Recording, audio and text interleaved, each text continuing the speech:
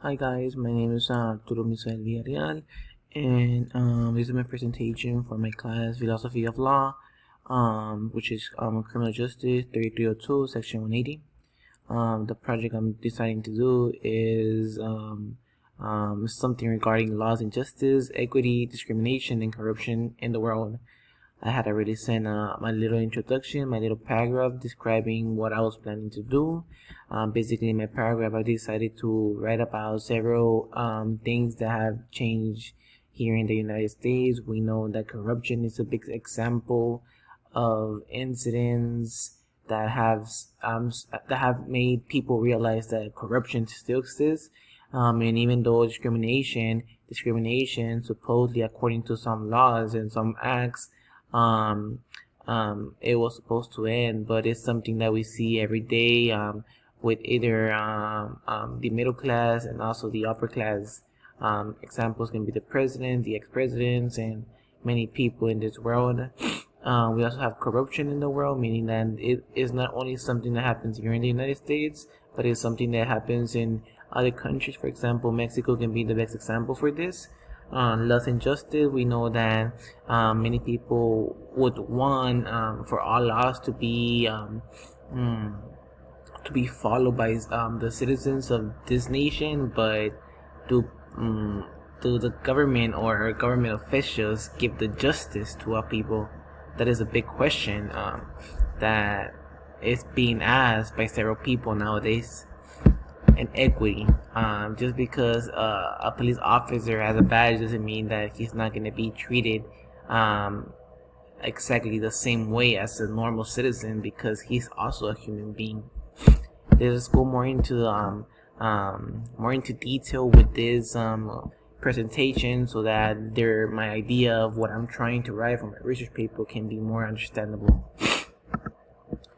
Basically, let's talk about the United States laws. For example, we have other laws. For example, we have the idea. First, we need to analyze the idea of water laws. Well, basically, laws are basically those acts that make people to follow several rules that the United States and other country has made for the nation. For example, laws can be for people not to drive intoxicated, people not to kill someone. We also need to realize that several laws happen because of God. For example, the Ten Commandments. It is something that it is like a big it's basically the foundation as to everything. But also we have several theories that arose with the creation of laws. We have the natural law, which basically that is something that a human behaves some way because of their actions or the mentalities that they might have. We have legal positivism, which is that a human behaves somehow not because of law. For example, this refers to the idea of, for example, that a person, even though there's a law that makes people not to kill someone, people will still do it. And legal realism refers to that idea that this idea mostly refers to the judges. Why? Because the judges also need to realize that why a person behaves some way, or why did a person respond that way, why did a person decide to defend themselves while someone was pointing at them with a gun. This refers mostly to the judges' parts. We also have laws. For example, laws were created so that people could have rights, so that people could have liberty and privacy amongst themselves. We also have the criminal law. Not criminal law, but it's mostly referred to men's right and responsibility, that people need to analyze, take consideration of their acts, and that they need to take responsibility for everything they do in this world and outside of other countries. But let us go more into detail about discrimination. Discrimination is something that has always happened, that has always occurred since the 17th century and since the years before Christ. As we all know, it was something that was mostly experienced in the 17th to 19th century. Why? Because of African Americans and the white elite people. As we all know, Martin Luther King gave his speech of "I Have a Dream," which he wanted basically to people to be treated equally, for fountains for the white and the color skin people to not exist. That he wanted people to drink from the same fountain, to attend the same restrooms, to attend the same buses. But even though his speech gave sense of hope to people that were color skinned, it didn't really end the discrimination, but it contributed to acts like the Civil Rights Act that prohibited discrimination. We also have the Rosa Parks incident, which was the bus boycott. It was something that she experienced, which was the fact that she was riding on the bus, and as we all know, a white person decided to ask her if she can move from the seat, and she said no, and basically the police came and they had to arrest her. Why? Because she didn't want to move. And even though those were incidents that happened in the past, we also have Donald Trump. Donald Trump, when he gave his presidential speech, he said that he was going to build a Great Wall, and that he was going to have Mexico pay for it. With this, we have a sense of discrimination and racism, because even though we have acts that prohibit discrimination in the past, and nowadays we have the ex-president still giving sense of hope that racism will never end, because he's the one trying to prevent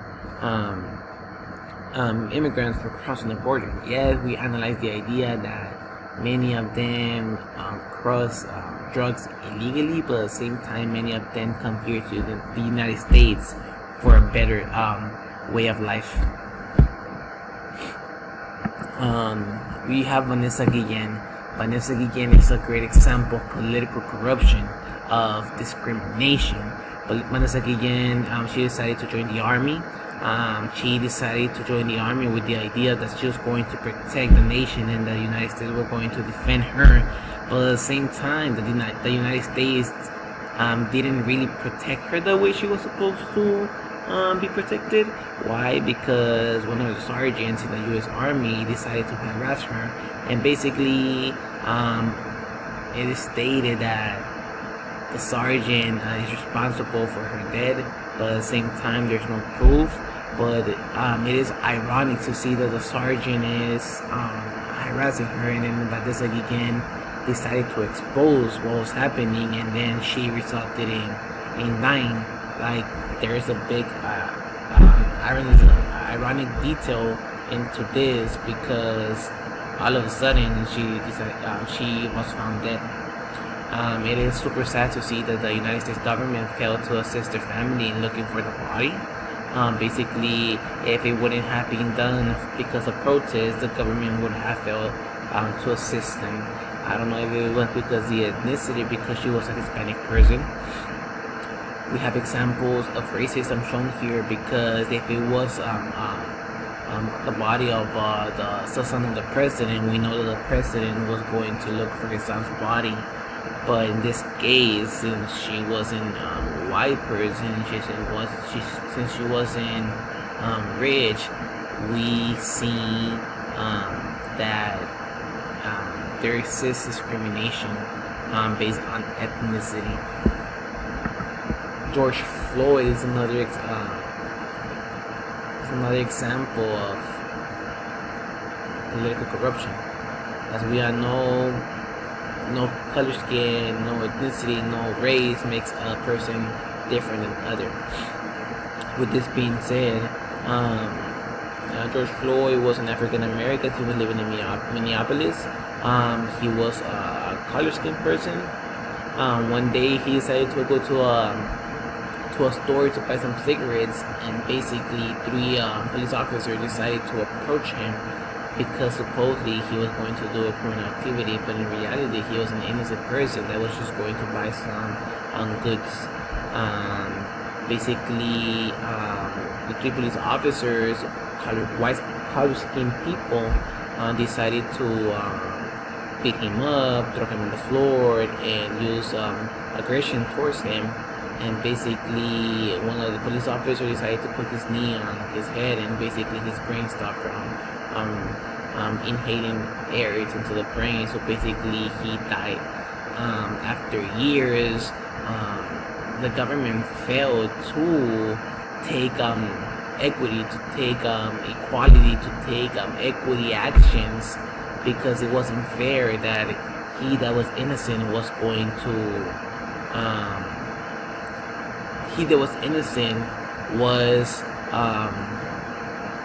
taking those actions by several people, police officers in this case, because just because of the color of his skin, they thought that he was going to steal the whole store, or to steal the items, or to do criminal activity. I believe that it is something super awful. Why? Because he was killed innocently. This arises as we have in a source that I found. It says that several people now have stress towards the police because they don't know if the police is really going to protect them, if it's going really to assist them, or if they're just going to kill them. So this basically has trust issues with the police.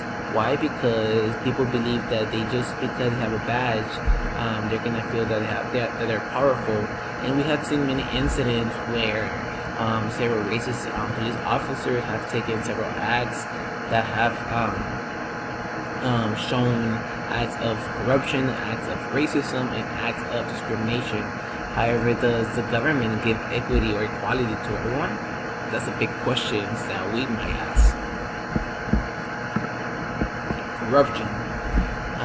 Corruption is something that will always exist when we know that the United States and the Mexico country is a big example for this. We have in Mexico, we have the drug cartels working with the government.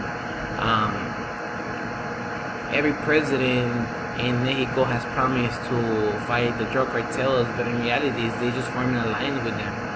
Even here in the United States, when El Chapo Guzman was set free, we know that the DEA decided to work with the Mexico government to set him free. This shows acts of corruption. Like, why are they doing this? I know that it's a fact because of the money, but if they want to live in a nation that is going to give, that is going to end crimes and everything, they're the ones that are solely responsible for everything. Why? Because they are contributing to crime incrementing every day, and it's something that will never end. As we all know, corruption, I find a source that corruption happens more in developing countries, and this was produced by Adolf Abigail, which is proposed right here in Information Technology and Government Corruption in Developing Countries, evident from Ghana Customs. As we all know, Mexico is a really developed country. It's a very developed country because it's the fact that it's super big, but inside the government, it is something that is still developing. Why? Because we haven't had the whole government system working together to do something to make a change. This little introduction about what I'm planning to do in my research paper. Here are my sources that I've used for everything I have created, and this is basically my general idea for my research paper. If you have any questions, you all can let me know through email. I will, Professor, if you have any questions, I will provide my email on the email I send you. So if you have any questions, you can just ask me. I will be more than pleased to answer your questions.